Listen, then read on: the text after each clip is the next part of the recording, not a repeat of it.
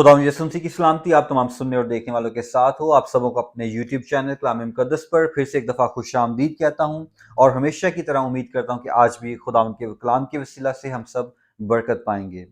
खुदा के पाक कलाम में से एक आयत तलावत करते हैं, ज़बूर की किताब, और पहला ही ज़बूर और उसकी पहली आयत तलावत करूंगा मैं आपके लिए। लिखा है, मुबारक है वो आदमी जो शरीरों की सलाह पर नहीं चलता और खताकारों की राह में खड़ा नहीं होता और ठट्ठाबाजों की मजलिस में नहीं बैठता। खुदा के पाकलाम के पढ़े और सुने जाने पर खुदा की बरकत हो, आमीन। खुदा का शुक्र करते हैं इस खूबसूरत पाकलाम के लिए। आज के पाकलाम में से, आज की इस तिलावत में से हम जिस बात पर गौर करने को है वो है लफ्ज शरीर। लिखा है कि मुबारक है वो आदमी जो शरीरों की सलाह पर नहीं चलता। कौन है ये शरीर लोग? कैसे कोई शख्स शरीर बनता है और उसके कौन से ऐसे काम हैं जो उसको शरीर बना देते हैं, और क्यों कलाम मुकद्दस उन लोगों को मुबारक कहता है जो इनकी सलाह पर भी नहीं चलते? तो आज यही बात हम मिलकर सीखने की कोशिश करेंगे। हर वो शख्स जो खुदावंद से, उसके कलाम से, उसके कामों से, उसकी कुदरत से नावाकिफ है, वो शरीर बन जाता है। वो सिर्फ नावाकिफ होने की वजह से शरीर नहीं बनता। जब मैं बात कर रहा हूं नावाकफ होने की, खुदा से, उसके कलाम से, उसके कामों से, तो इसका मतलब है कि हम खुदा के हुक्मों से नावाकिफ है, उसकी तालीम से नावाकिफ है। हम इस बात को नहीं जानते कि हमारा खुदा किन बातों को पसंद करता है और किन को नहीं। तो जब हम उससे, उसकी सारी बातों से नावाकिफ हैं, तो हम दुनिया का हर किस्म का गुनाह बेखौफ फिक्र करते हैं, हम हर किस्म की बदी करते हैं, हर किस्म का गुनाह खुदा की नजर में करते हैं, जो हमें शरीर बना देता है। तो खुदा के हुक्मों से, उसकी तालीम से, उसके कामों से, उसकी कुदरत से नावाकिफ होना जो है हमें शरीर बना देता है, क्योंकि हम फिर वो सारे काम करते हैं जो खुदा को नापसंद हैं। और यही वजह है, यह कलाम में लिखा है कि मुबारक है वो आदमी जो शरीरों की सलाह पर नहीं चलता। यानी कि शरीर बनना तो बहुत दूर की बात है, उनकी सलाह पर भी जो नहीं चलता वो भी मुबारक लोग हैं। खुदा उनकी सलाह पर चलने से भी हमें मना करता है। क्यों मना करता है? क्योंकि शरीर हर किस्म का गलत काम करते हैं, उनको खुदा का कोई खौफ नहीं है। जैसे कि हमने पिछले पाकलाम में सीखा था कि सैमुएल नबी की किताब उसके दूसरे बाब में कि लिखा है कि एली काहिन के बेटे बहुत शरीर थे, और आगे वजह क्या बताई है, क्योंकि वो खुदा को पहचानते नहीं थे, वो खुदा को जानते नहीं थे। तो जब हम खुदा से ना वाकिफ होते हैं तो हम जो है गुनाह करते हैं, बदी करते हैं, हर किस्म का गुनाह करते हैं खुदा की नजर में, जो हमें शरीर बना देती है। और इसलिए खुदा का कलाम हमें मना करता है। खुदा का कलाम कहता है कि मुबारक हैं वो जो उनकी सलाह पर नहीं चलते। इमसाल की किताब उसके चौथे बाब की 14वीं से 16वीं आयत में लिखा है कि शरीरों के रास्ता में ना जाना और बुरे आदमियों की राह में ना चलना, उससे बचना, उसके पास से ना गुजरना, उससे मुड़कर आगे बढ़ जाना, क्योंकि वो जब तक बुराई ना कर लें सोते नहीं, और जब तक किसी को गिरा ना दें उनकी नींद जाती रहती है।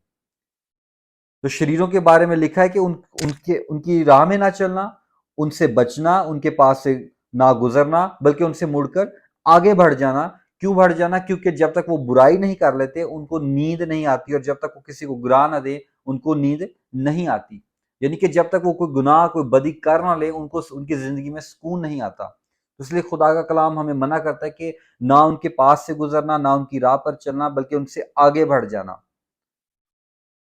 इस बात को मजीद समझने के लिए हम खुदा के पाक कलाम में से एक हवाला पढ़ते हैं, दूसरा सैमुएल उसका 13वां बाब। यहाँ अमनून और तिमर का वाकया है। ये दाऊद के बच्चे हैं, उसकी दो मुख्तलिफ बीवियों में से एक उसका बेटा और एक उसकी बेटी है। अगर आप इस पूरे चैप्टर को पढ़ें, मैं इसमें से कुछ बातें आपके लिए पढ़ देता हूँ। अगर आप इसे मजीद पढ़ना चाहें, आप दूसरा सैमुएल उसका 13वां बाब पूरा पढ़ सकते हैं इसको और ज्यादा अच्छे से समझने के लिए। यहाँ लिखा है कि ऐसा हुआ कि दाऊद के बेटे अबीसलूम की एक खूबसूरत बहन थी जिसका नाम तिमर था, और उस पर दाऊद का बेटा अमनून आशिक हो गया, और वो कुड़ने लगा कि मैं अब, और वो अपनी बहन तिमर के सबब से लिखा कि बीमार पड़ गया, क्योंकि वो कुंवारी थी और वो उसके साथ उसको कुछ करना दुश्वार मालूम हुआ। अब वो उसको हासिल करना चाहता था, उसको पाना चाहता था, लेकिन उसको अंदर अंदर ये भी पता था कि ये तो मेरी बहन है, اور اب کیا ہوتا ہے کہ اس کے بھائی، لکھا ہے کہ داؤد کے بھائی سما کا بیٹا یونادب امنون کا دوست تھا، اور یونادب بڑا چالاک آدمی تھا۔ یہاں غور کریں 30 آیت میں کیا لکھا ہے کہ جو اس کا کزن ہے، اس کے چچا کا بیٹا ہے، وہ اس کا دوست ہے، اور لکھا ہے کہ وہ ایک بہت چالاک آدمی تھا۔ سو اس نے اس سے کہا کہ اے بادشاہ زادے، تو کیوں دن بدن دبلا ہوتا جاتا ہے؟ جیسے دوست آپس میں اپنی کوئی بات شیئر کرتے ہیں کہ یار تو کیوں پریشان ہے، کیا بات ہے، مجھ سے نہیں شیئر کرے گا؟ تو وہ اس کو پوچھتا ہے امنون کو، یونادب، کہ تو کیوں دبلا پتلا ہوتا جاتا ہے، تو مجھے نہیں بتائے گا؟ تو وہ پھر سے شیئر کرتا ہے اپنی سٹوری کہ بھئی میں اپنی بہن جو تمر ہے اس پر میں عاشق ہوں۔ اب دیکھیں اس حوالہ کو پڑھنے کا مقصد، اب 5ویں آیت پڑھیں تو لکھا ہے کہ یونادب نے اس سے کہا کہ تو اپنے بستر پر لیٹ جا، بیماری کا بہانہ کر، اور جب تیرا باپ تجھے دیکھنے آئے تو اس سے کہنا کہ میری بہن تمر کو میرے پاس آنے دے کہ وہ مجھے کھانا بنا کے دے اور میرے سامنے کھانا پکائے، اور تاکہ میں اس کو دیکھوں اور اس کے ہاتھ سے کھانا کھاؤں۔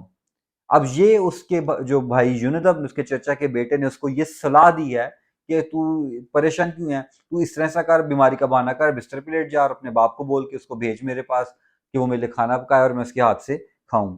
اور آگے پڑھ کے دیکھیں تو امنون بالکل اسی طرح ہی کرتا ہے جیسے یونادب اس کو کرنے کو کہتا ہے، تو اس کا باپ داؤد اس کی اپنی بیٹی تمر کو اس کے پاس بھیج دیتا ہے اور وہ اس کے لیے کھانا بناتی ہے۔ اور اگر ہم 10ویں آیت میں پڑھیں تو جب وہ کھانا پکا چکتی ہے تو لکھا ہے کہ امنون اس سے کہتا ہے کہ تو کھانا کوٹری کے اندر لیا تاکہ میں تیرے ہاتھ سے کھاؤں۔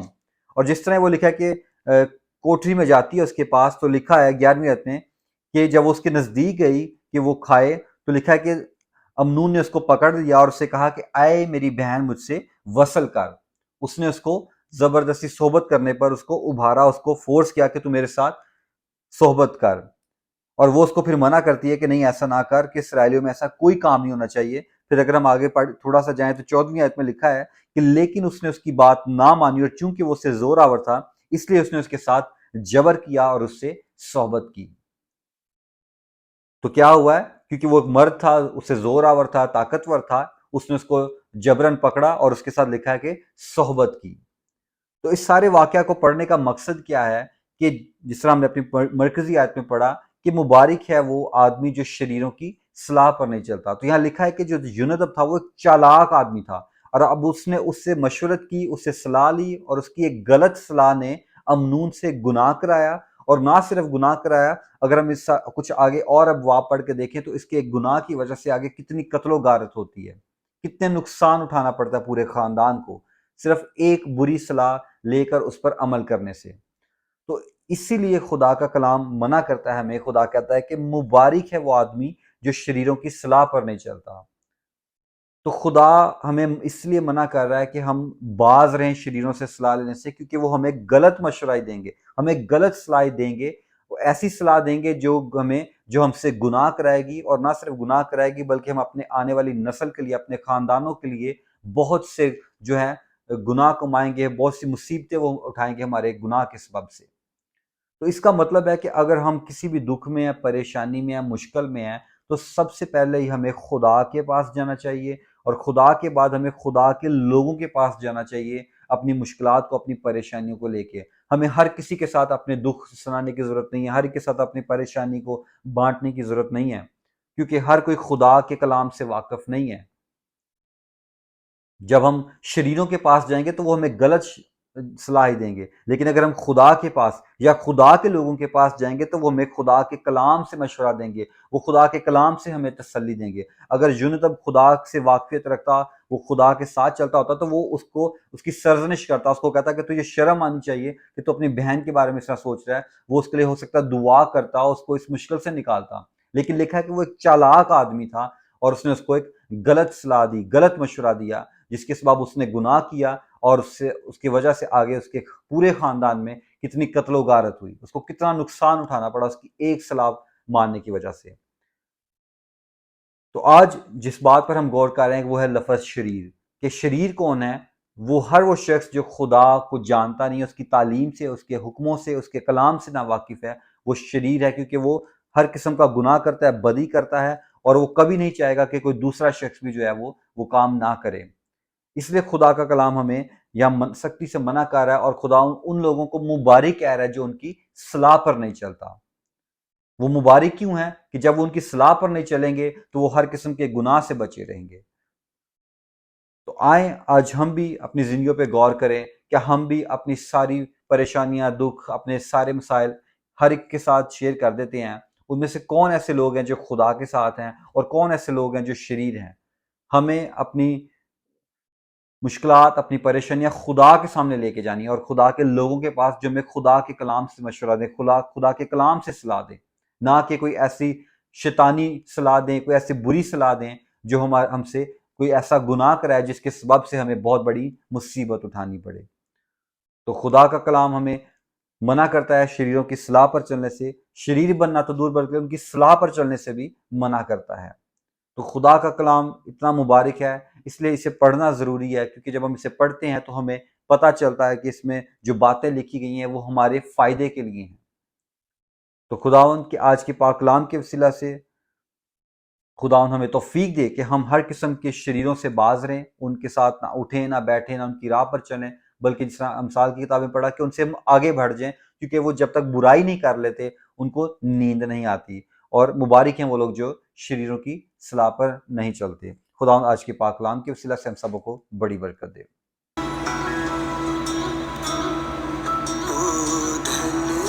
جو نہ مندہ ہے صلاح شریرہ دی، او دھن